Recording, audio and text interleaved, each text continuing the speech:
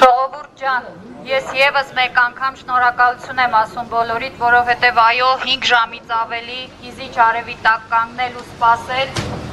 հույսով, հավատով, իրապես բարդ է, բայց ոչ անհնար։ Մի հատ ուզում եմ մենք, մեզ, դուք ձեզ ծափահարեք շատ բարձր, շնորհակալություն ձեզ։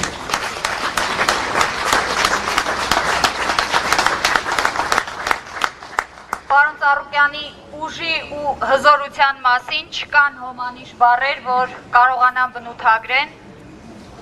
Հենց այսօր էլ ժամեր առաջ, երբ պարոն Ծառուկյանը մեքենայից իջավ, իր լայն ժպիտը, բարձր ծիծաղը, ամենայն կարևոր օրինակներ, փաստներ, ապացույցներ, որ Ծառուկյանը մնում է Ծառուկյան, ինչ ուզում է լինի, մի հատ բարձր ծափեր պարոն Ծառուկյանին։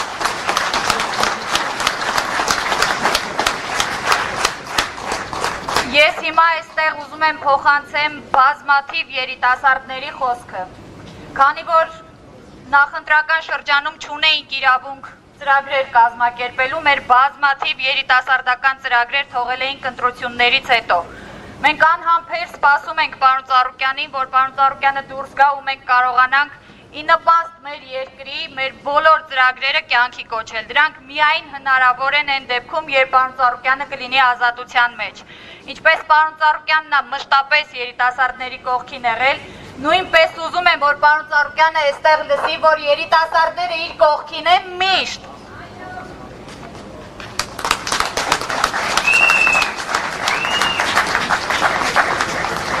Գիտեք, ցանկացած երկրի փայլուն ապագան բացառապես կարող է լինել իրականություն կրթված երիտասարդներ ունենալու շնորհիվ։ Բազմաթիվ են օրինակները, երբ երիտասարդները ստիպված լքում են Հայաստանը ու ցավոք սրտի շենացնում այլ երկրներ։ Մենք ունենք պոտենցիալ, մենք ունենք խելացի երիտասարդներ ու մենք հենց պարոն Ծառուկյանին ազատության մեջ տեսնելով եւ թողնելով միայն կարող ենք մեր երկրի վառ ապագան ունենալ, ինչու ոչ նաեւ շատ վտանգավոր եմ խոսում ներկայի մասին, բայց ինչու ոչ նաեւ ապագան։ Այն քայլերը, որոնք մենք այսօր կանենք, դրանք այն նույն ծիլերն են, որը մենք պետք է տեսնենք տարիներ հետո։ Գիտեք, քիչ առաջ, ժամեր առաջ, երբ որ պարոն Ծառուկյանը եկավ, ես փորձեցի մոտենալ ոստիկաններին ամենայն հարգանքով բոլոր ոստիկաններին, շնորհակալություն նաև ձեզ, որ ձեր ծառայությունն եք իրականացնում, բայց դժվար է իմ համար այս մասին խոսել, բայց թևիցս քաշեցին, հրեցին մի կողմ ու բազմաթիվ նամակներ ստացա, թևը հոչի ցավացել։ Ժողովուրդ, ես մարդ եմ, ով ամիսներ շարունակ ամեն օր պարոն Ծառուկյանի հետ պտտվել է մարզերում։ Պարոն Ծառուկյանը այն մարդն է, որ առանց անվտանգության աշխատակիցների ինքնակամ մտել է մարդկանց մեջ, հոծ բազմության մեջ։ Իրեն մոտեցել են հազարավոր մարդիկ, ժամերով հերթ են կանգնել, որ մոտենան պարոն Ծառուկյանին գրկեն։ Ուղղակի իրենց սրտի ջերմ խոսքը ասեն պարոն Ծառուկյանին։ Այսօր միտքը որն է թույլ չտալ, որ պարոն Ծառուկյանին մոտենան մարդիկ։ Գիտեք, շատ ավելի կարևոր խնդիրներ կան մեր երկրում, որ շատ ավելի լավ կլինի ինձ որպես քաղաքացի, շատ ավելի ապահով կլինի այս երկրում ապրել, եթե դուք դրանց ավելի ուշադիր լինեք։ Գիտեք, բազմաթիվ սպառնալիքներ եմ ստանում Facebook-ով, նաև Instagram-ով։ Ես որպես օրինակ կարող եմ լրատվամիջոցներին ցույց տալ մի քանի նամակներ, որ հեսա քեզ էլ են բռնելու, զգուշ դուրս արի, ու բոլորը ինչ-որ ֆեյք էր։ Ժողովուրդ, ես որպես Հայաստանի Հանրապետության քաղաքացի հասկանում եմ, միգուցե ոչ հպարտ, բայց քաղաքացի։ Ունեմ իրավունք ապահով ապրելու, տեղաշարժվելու իմ երկրում։ Ես ինչի պիտի իմ կարծիքը արտահայտելու համար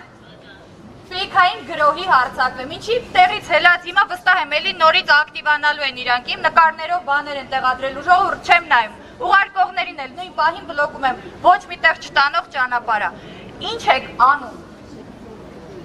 Մարդու պատվին ու արժանապատվությանը վերաբերող գրառումների ուղղությամբ մենք չունենք անելիք։ մեր մաքսիմումը այնա, որ ժողովրդի կողմից սեր ու հարգանք վայելող մարդուն ոստիկանական երկու շարք պատնեշով փակեք, որ մարդիկ չկարողանան մոտենալ իրենց։ Ես վստահ եմ, որ ձեր մեջ կան մարդիկ, ովքեր հաշտ չեն այս իրավիճակի հետ։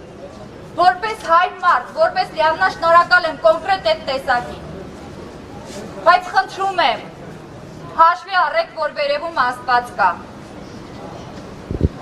Ու ամեն ինչ չի մեր երկրում, որ մեր կյանքում առհասարակ, որ չափվում է փողով, պաշտոնով ու կարգավիճակով։ Հասկանում եմ, ունենք սոցիալական բազմաթիվ խնդիրներ, բոլորը, ինչպես պարոն Ծառուկյանն է մշտապես ասում, մարդ չկա, որ վարկ չունենա։ Ու այստեղ էլ այս մարդիկ, ովքեր հիմա տարբեր կառույցներից մնացել են առանց գործ, բազմաթիվ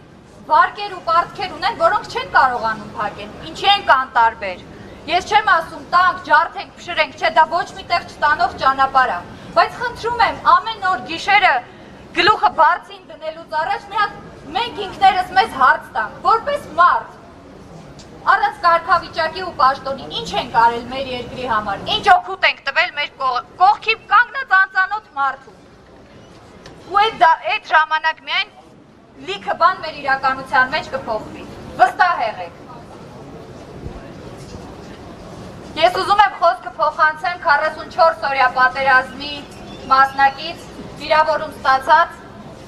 Էրիկ Եղյանին։ Բարձր ծափերով ժողովուրդ։